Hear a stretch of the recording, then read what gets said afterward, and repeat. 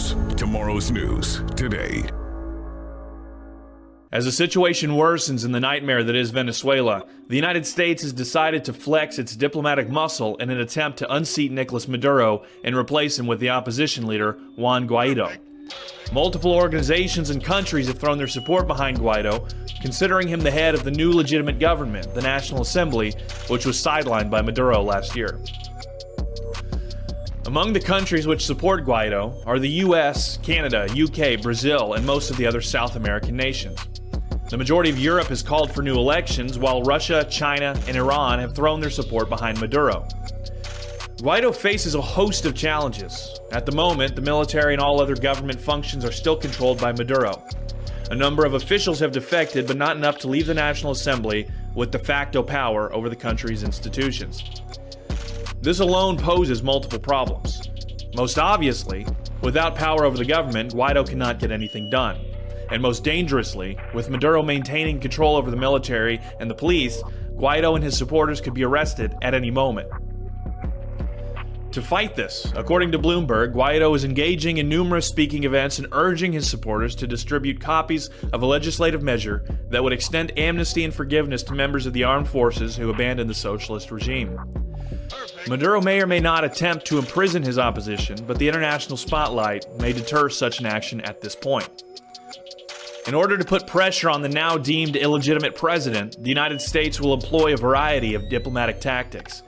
The Associated Press reports that the White House will impose sanctions on the state-owned oil company PDVSA, known by the Spanish acronym PDVSA, which is estimated to cut more than $11 billion in export revenue next year.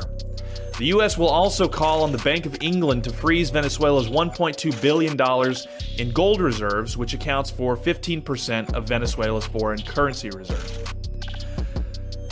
The U.S. will allow certain exceptions to continue operation in the United States, such as Citgo, which is a subsidiary of PDVSA. However, any money which would normally go back to Venezuela will have to go into a blocked account where the money will sit indefinitely in an attempt to further strangle Maduro's regime. It was suggested by Treasury Secretary Steven Mnuchin that these funds could be made available to Guaido.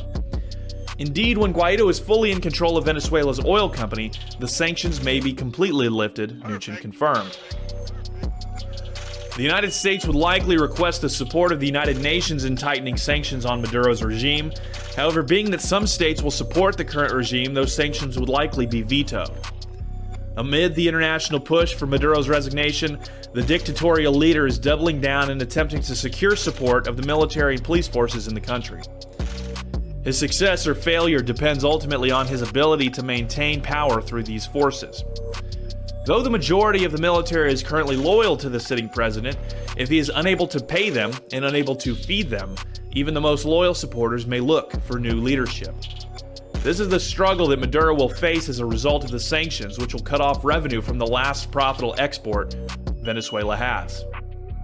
Maduro initially ordered all U.S. personnel to leave the country within 72 hours, but that has been extended to 30 days.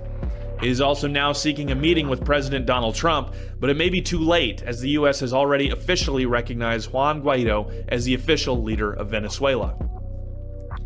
It is unclear the direction which Venezuela will take. The U.S. and others are placing tremendous pressure on Maduro, and we have been assured that no options are off the table. John Bolton's notepad was even photographed with the note, 5,000 troops to Colombia. There is no way to tell whether this is a plan, simply an option being discussed, or if this was intentionally revealed in order to stoke fear within the current regime.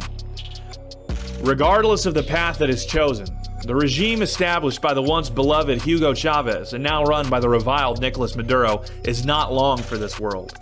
The only question is how bloody of a revolution it will be. This is Jake Lloyd reporting for NewsWars.com.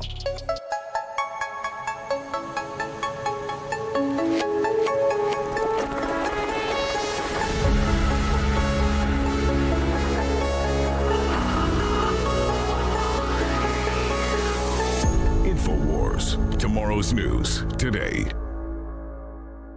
Support good oral health with our one-of-a-kind Super Blue fluoride-free products. InfoWars Life brings you a revolutionary toothpaste blend with iodine and nano silver designed to deliver a powerful clean. Enjoy a minty fresh flavor made with peppermint oil or try our bubblegum flavor. Pair this groundbreaking toothpaste with the Super Blue fluoride-free mouthwash and supercharge your oral health. Our amazing mouthwash features natural oils and ancient ingredients used since Aboriginal and biblical times. Instead of containing fluoride, our Super Blue line is loaded with the good halogen iodine and an array of other beneficial compounds that have been hand-selected for their oral health benefits. Super Blue fluoride-free mouthwash and toothpaste are the first and only to contain all of these natural ingredients: xylitol, nano silver, and iodine. Notice the difference with our Super Blue fluoride-free products. Refresh your breath and invigorate your oral health routine at InfoWarsStore.com. That's InfoWarsStore.com.